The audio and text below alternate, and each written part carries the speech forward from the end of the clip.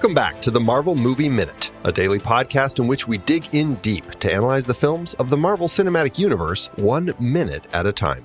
I'm Andy Nelson from thenextreel.com. And I'm Pete Wright, also from The Next Reel. We are, of course, here talking about Jon Favreau's 2008 film, Iron Man. And joining us today, we have the MCU guru himself, Dr. Arnold Blumberg from the Marvel Cinematic Universe Review Podcast. Hi, guys. It's such a pleasure to be doing this. Thanks for asking me to join you. We are thrilled to have you joining us this week. It's going to be a lot of fun to talk with you. What's your background with the MCU and comics? Well, apart from the usual, I guess, that most people would say, which is going back to childhood and reading everything. Sure. I turned a lot of my hobbies into professions over the years, and I spent about 20 years in the comics industry on sort of the collectible side. I was editor of the Overstreet Comic Book Price Guide, did tons and tons of writing in sort of the heyday of a lot of the comic journalism magazines.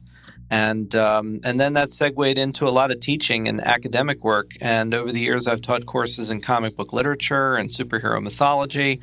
And a few years back, I taught what we're pretty certain was the world's first ever course specifically on the Marvel Cinematic Universe. And since then... How fun. Yeah, the MCU guru thing kind of stuck, and I've been doing many other things since. What made you want to spin up a course on the Marvel Cinematic Universe? Asking for a friend. Well, I'd been teaching one in zombie films for a number of years. And like my little cottage industry is using pop culture to teach media literacy and critical thinking. And the beauty of it is you can pick virtually any lens to look through for all kind of discussion of race, gender, economic class, politics, everything you can think of. It's a great way to engage students.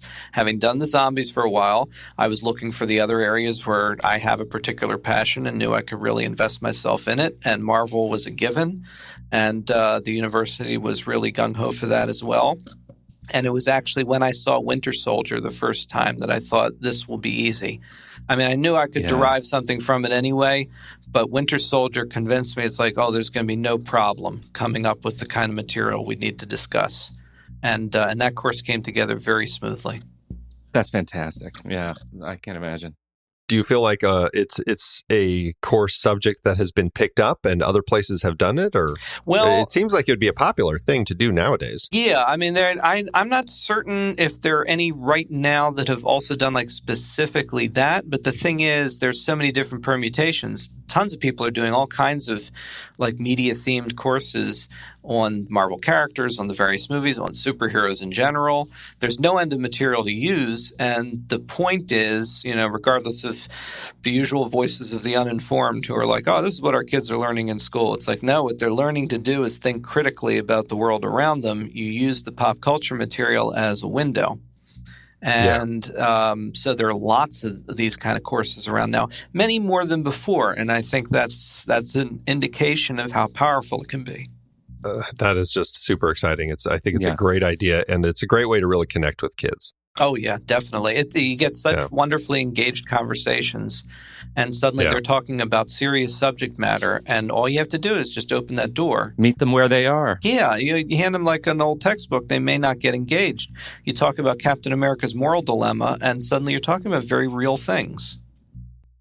Well, and that's certainly something that, bring it back to Iron Man, he's certainly a character that dealt with alcoholism and the battles of technology and everything. So he makes for a very interesting character study as well, I would think. Absolutely. And one of the things that I've written about and talked about over the years is, in a way, how absolutely bizarre, almost inexplicable it is to anybody that grew up with the Marvel Universe to think that this is the character that wound up becoming the starting point for the film. Right. I mean, I've always said it's never the one I don't think any of us would have chosen.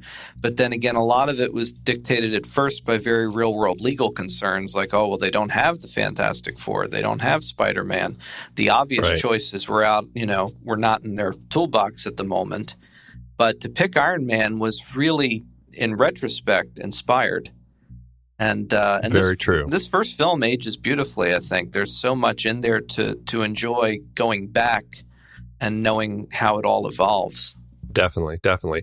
Well, let's get into our minute. We are looking at minute 66, of course. On today's show, the minute starts with Tony, after all of his crashes, icing himself for the first time. And it ends with Raza staring into the eyes of the Mark I suit. Black eyes, like a doll's eyes. All right. I had to get Jaws in here somehow. You won me over with that right away. So there you go. Right. All right. So we are kicking this off. We've got this. I don't know why I find it so funny that finally Tony has an ice pack on his head. He's flung himself backwards with his boots into the concrete cement wall, ceiling. right? He's blasted himself backwards with his flight stabilizers on his hands. And now, after he finally takes flight and crash lands, I mean, granted, as a crash landing, he falls through 2 floors of his house, but still, this is when he was in a full suit that time. His suit. Yep. It's all part of building that whole thing, too, of one of the most important things of this character of relatability, too, is you got to knock the hero around a lot. It makes you aware of them being a human being. And so he's not spared any bruises. Well, and as we've talked about, that is no more important. I mean, that is potentially more important here in Iron Man to know that he is a human. Yeah. To recognize that it is the power of all the things that come together to make the suit. It's him, his intellect, and it's the technology that reminds us that's where his superpower is the connectivity between all of those pieces. Yeah, and the fact that although he winds up being someone who can fight, there's the element of he isn't a fighter. It's like the old Rodney Dangerfield. I'm not a fighter, I'm a lover. It's right. he isn't a brawn guy. He's a brain. And the idea that everything that comes out of this is because he's smart is also a beautiful first message to lead off with for all these characters. And I think they also have a lot of fun with it in this section, which really is like the scientist at work designing the suit. It could be a boring section of the film, but I think that they are finding a really fun way to make it engaging and show that Tony's a scientist, but he's also somebody who has fun and can do things that I think he pushes things, and certainly he has arguments with Jarvis about that. As far as even just going out on his first flight, the whole sometimes you got to run before you can walk. Yeah, well, I mean, I guess you guys have probably talked plenty in the minutes prior to this, too. I mean, there's the inspired casting of Robert Downey Jr. I mean, in a way, all he really had to do was play himself for the most part. But being like this sort of overgrown, never stop being like a college guy thing works great for this character. And it's like when you see him in his element in his lab, it's like he's made working fun. He's made everything around him a toy. It's like he's got his little robots. He's got all this stuff in his lab. There are times where they eventually do things like this with him, but for a lot of times his psychological center is he gets to tinker, and that's where he enjoys himself the most. Definitely. This is a very funny moment. There's a package that's been sitting here since it was about minute 58. So 8 minutes ago, film time. And that was the evening when Obadiah dropped by to have a conversation with him. Time has since passed. It was the next day, day 11, when he was working on all of his stuff. And then theoretically, assuming that it all happens in a 24-hour period, it could be that night. But regardless, 24 hours later, he finally decides to pick up that cup of coffee and wants to drink it. And that's the cue that allows him to see the note, the From Pepper note, and inspire him to open this package. But I think it's funny that I don't know why that it's a cup of coffee that he picks up at this point, because it's been there for a very long time. I got to also mention, I think that I remember watching this the first time and thinking that this was an example of when script writing is so satisfying and so well done, they set up this MacGuffin basically with the other arc reactor. And it means so much on so many different levels. Her giving him this little gift of the arc reactor and the little display box is a comment on his character. It speaks to one of the main thematic things that will run through Tony's entire life, having a heart, being human despite having to build a machine around him. But as we'll see in future minutes, there'll be other reasons for this arc reactor to be important, and the way that this works out is just extraordinary, I think, in terms of writing, because it doesn't make it feel like it's important quite yet, just as a character beat. It's just a nice little gesture. And that character beat is also critical, right? Because we have, it's sort of a commentary. I think we get this beat where we get to reflect on Tony's relationship with stuff, right? Yeah. The first 65 minutes are really watching this billionaire playboy have a loose relationship with materialism. Like, he doesn't really care so much about all the fancy things he has. What he demonstrates is that he cares so much about, about process and about building and tinkering. And as you said, they're all toys to him until right now, where we get this in one way. This beat is the punchline to this sort of to this joke that was set up long ago, that, you know what, he cares about some things. This is a thing he cares about. And if you want to look at it in a slightly darker way too, which I also think is a brilliant touch, particularly, again, I know trying to avoid like more specifics about Future, but obviously, sitting many years later, sure, we know a lot about Tony. There's the flip side of that too, which is that ultimately the biggest toy he tinkers with is himself.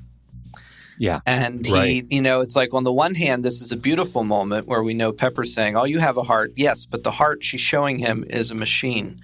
So there is an element here of, is he human, or is he just another big toy that he's rebuilt ever since his, they get real psychological, childhood trauma and everything. So there's a lot of great layers to this. Who would have ever thought that you get that kind of complexity, the superhero movie that's also like, trying to tentatively start off what they hope would be a franchise. They certainly couldn't be certain that this would, lead to anything. And yet they're going for it, I think, in this movie in so many ways. And it's very satisfying. So, and in the process, they made a flagship film for the transhumanist movement. Who knew? That's right. Who knew? Let's all get arc reactors. That's right. Speaking of arc reactors, how long do you think this thing glows? Like, is it a self-perpetuating energy source? And if so, would it have been smart for Pepper to have actually listened to him earlier and just thrown it away, which is what he told her to do? I get the impression that for all the things Tony does that destroys things or ruins things, how much better the world would be if he was just smart enough to utilize some of this technology the right way, which I don't think he's doing. But, right. Yeah, I have a sense that now that this thing is not being used to power anything, that it is effectively perpetual, right? It's going to keep glowing because it's not drawing to use anything or to power a giant suit or a city or whatever. So I think it's going to be that just magical desktop tchotchke, Because it was generating 50 gigajoules or something like that. Yeah. Something like that. It's ridiculous. Box. That's fine. Put it in glass. Just don't bump it. It might, it might ignite the repulsor. It'd be like a Dr. Manhattan level event somewhere. And it'd be like, that's Tony. Oh, there he goes again. Well, we go from this moment, and I think it is a beautiful moment, but that kind of signals that further development in the connection between Tony and Pepper as their characters.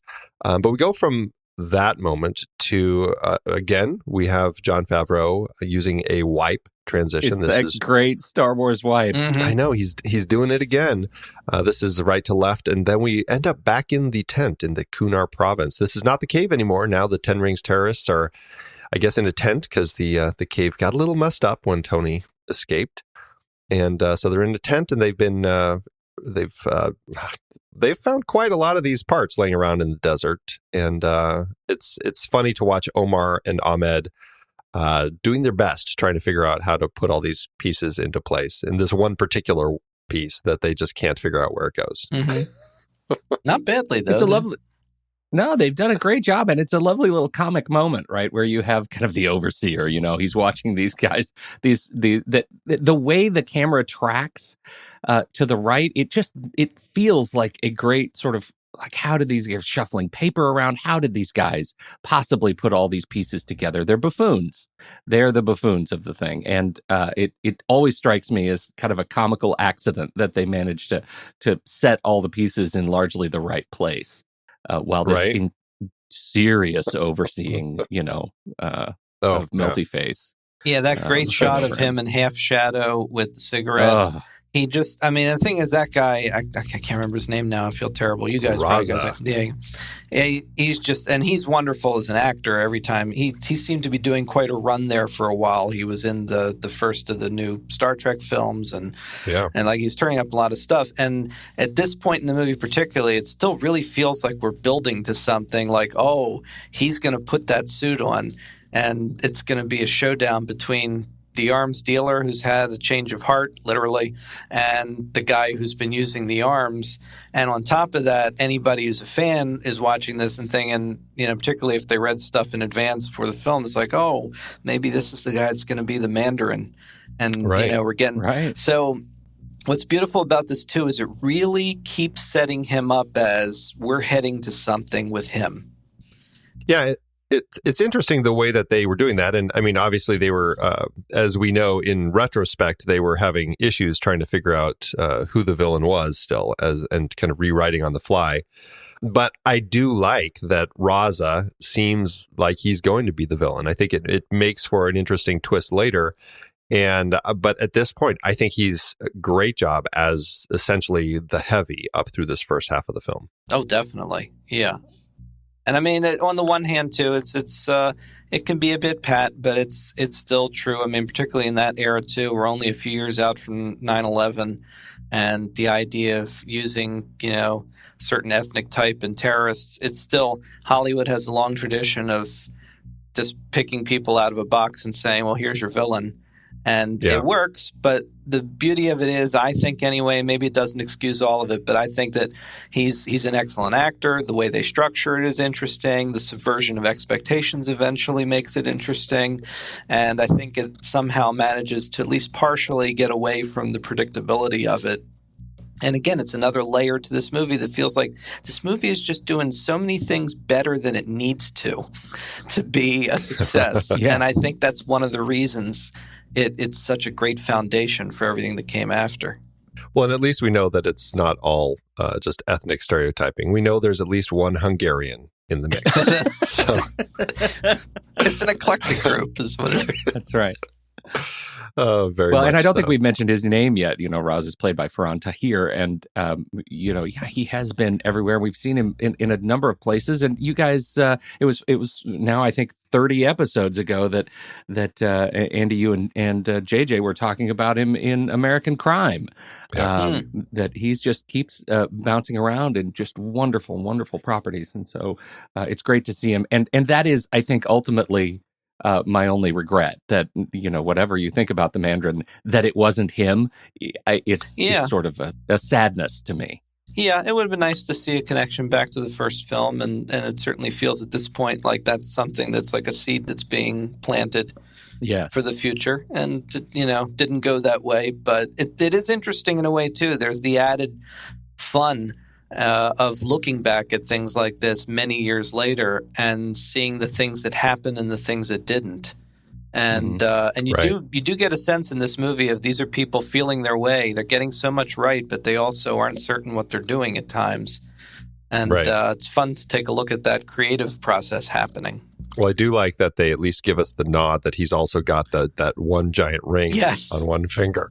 I'm like, is that one of the 10? Yeah, he's got one on, but his other fingers are feeling a little light right now. He needs some others. I've been trying to have the Reddit community do translations for me of these scenes to figure out what people are saying, and they've kind of failed me on this one. They did at least let me know that it wasn't Arabic. Well, I think the thing that threw me is before in the past there has been Arabic between these characters when they were talking with Abu, but for whatever reason now they're speaking Urdu, and I had posted it as Arabic, and somebody finally said, no, they're definitely not speaking Arabic. I see. And somebody has identified it as Urdu for me, but that's as far as I've gotten. So if I end up finding out down the road, I'll have to I'll have to let people know what they're actually mumbling as they try to assemble this thing. Well, I'll just throw in, because I know you've certainly dealt with it already when this suit made its appearance, but since I wasn't there, I'll at least mention, for me anyway, I think this first suit is one of the real joys of this first movie. Is if there was a great early indicator to anyone that grew up as a fan that, the ongoing debate of faithfulness versus adaptability of material, I think this first suit is a beautiful example of how to pull off something that is completely faithful and yet works within, the new story that you're telling, the new version of the story. And so I think it's another tribute to this, is that the design elements of this film feel so right. They feel like they're capturing aspects of the Marvel Universe from the comics and doing a great job of realizing them as a real world thing. This suit looks like the good old 60s tin can he started with, but it also looks functional and like something he cobbled together in that cave. And it's just an amazing piece of work to see them really accomplish that. I think it really helps that there's clearly pieces that were cut from other elements where you still have the writing printed on some parts of it. And I love that, how it does actually feel that cobbled together sense of it. Yeah. And I mean, the other thing too is they're talking about like character building, like literally and figuratively. This is the first best example of this is who Tony Stark is, someone who can take these bits and pieces and make that. And that's his superpower. And that's an example right away of this is why this guy has something that nobody else has, is he can do something like that. That suit is an external representation of what his real superpower is.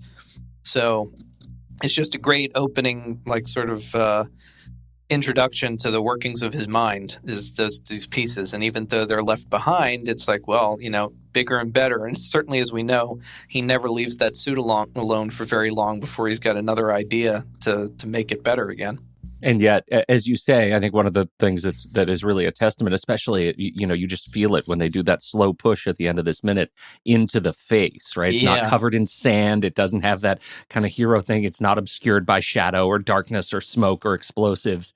It's the ultimate hero shot of this thing. And it comes with such a sense of joyfulness that it is so deeply rooted and connected to the earliest comics. Yeah. And the fact that it's a cut from our villain character, Raza, to that face, it's like they're getting a chance to have the hero-villain confrontation, and Tony's not even there.